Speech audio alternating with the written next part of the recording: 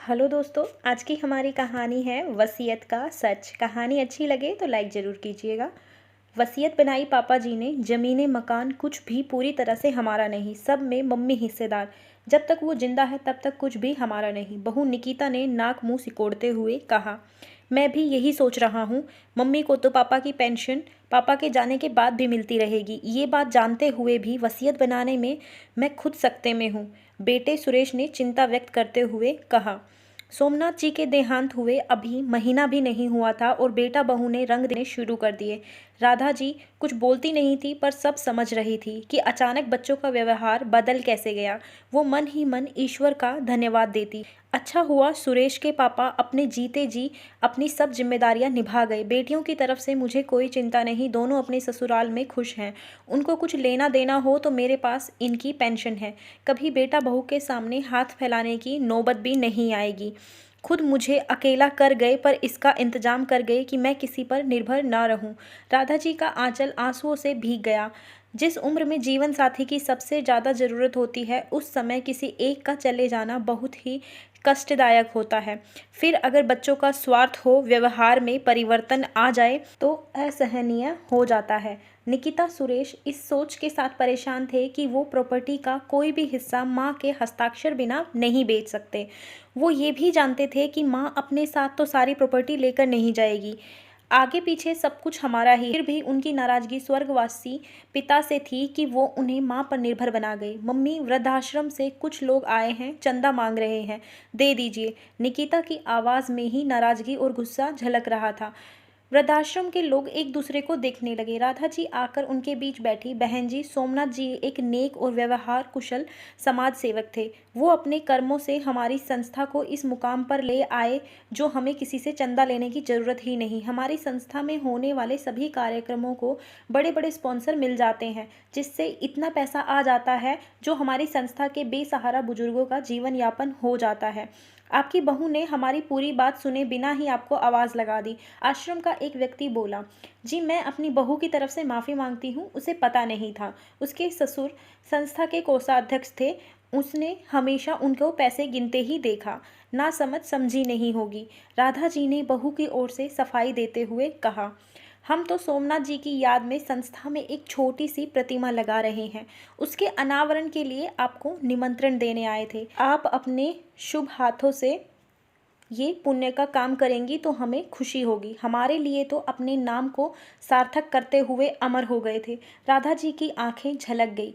जो इंसान अपने समाज के लिए इतना कुछ कर गया कि ये पराये लोग भी उसका गुणगान कर रहे हैं और एक अपनी औलाद उन्हें गलत समझ रही है। मन ही मन सोचते हुए राधा जी ने निमंत्रण पत्र लिया। सुरेश उन लोगों के बाहर आया। कितना ले गए, पेमेंट कैसे करी, चेक से या कैश?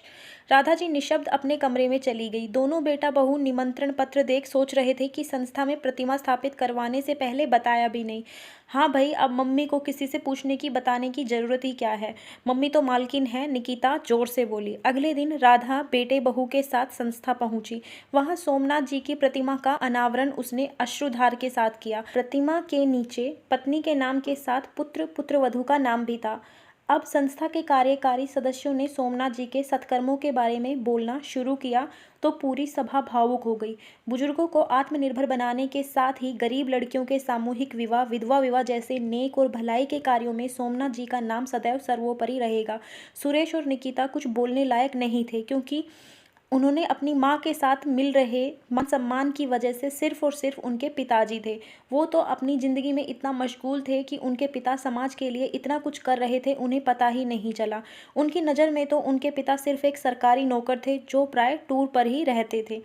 घर आने के बाद निकिता और सुरेश माँ के पास आकर शर्मिंदा हुए। माँ, हमें नहीं पता था वो प्रतिमा संस्था की तरफ से लग रही, इसीलिए हम दोनों ज़्यादा बोल गए।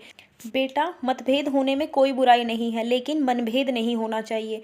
पापा के पास कभी इतना पैसा नहीं था, फिर भी तू अपनी जिद से महंगे स्कूल कॉलेज में पढ़ा। विचारों के लेकर भी तुम पिता पुत्र में मतभेद रहा, वो पीढ़ी का अंतर मान सकते हैं, लेकिन वसीयत को लेकर तुम पति पत्नी ने जो बर्ताव किया उसको लेकर मन दुखी हुआ।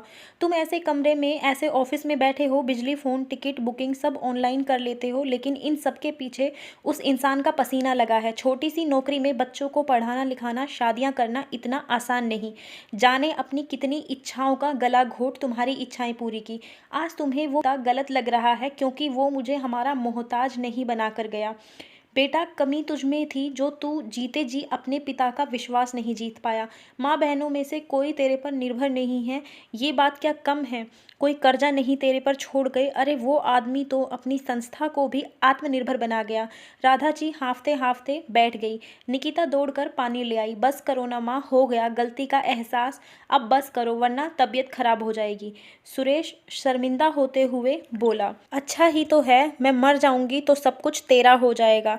मेरे पर निर्भरता ही तो तुझे अखर रही है। समझ नहीं आता, हमारे ज़माने में हमें माँ के पैरों में स्वर्ग तो पिता में अपनी दुनिया नज़र आती थी, और आज की पीढ़ी को सिर्फ हम बुजुर्ग बोझ नज़र आते हैं।